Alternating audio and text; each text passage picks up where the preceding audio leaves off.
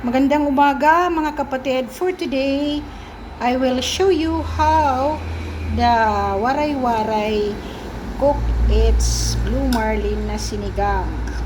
So, backyard po namin kinuha yung aming tanglad or lemongrass. Ito po, kamatis at saka yung ating kangkong for today.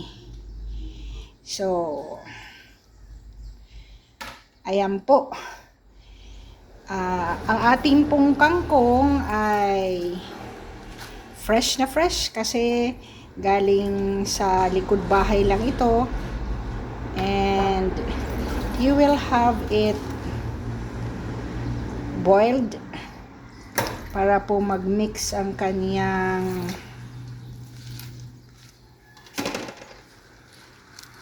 aroma sa ating fish.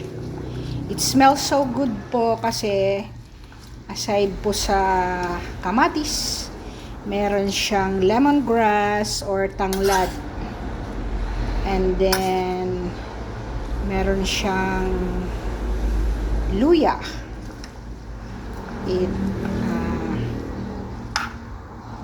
It is good for our health kasi wala po siyang fats at puro po siya fresh ang ating isda, ang ating kamatis. Mag-backyard po kayo kung wala po kayong space. Pwede mong ilagay sa mga cans or lata ang inyong vine na gulay.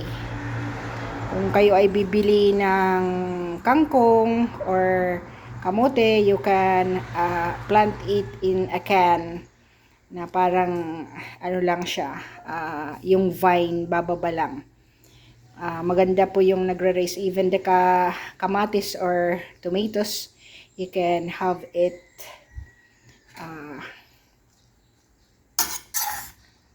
raised in your backyard. Ito po yung isang uri naman ng ating sinigang because the other day I posted yung sinigang po na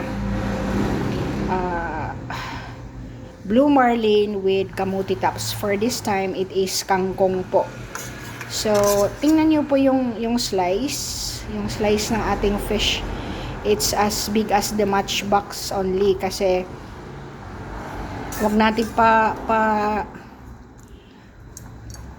palakihin po yung ating kinakain kasi pag sobra po yung ating protein sa katawan, tayo ay nagkaka-arthritis, nagkaka-gout kasi mataas po ang ating purine or ang ating protein sa katawan.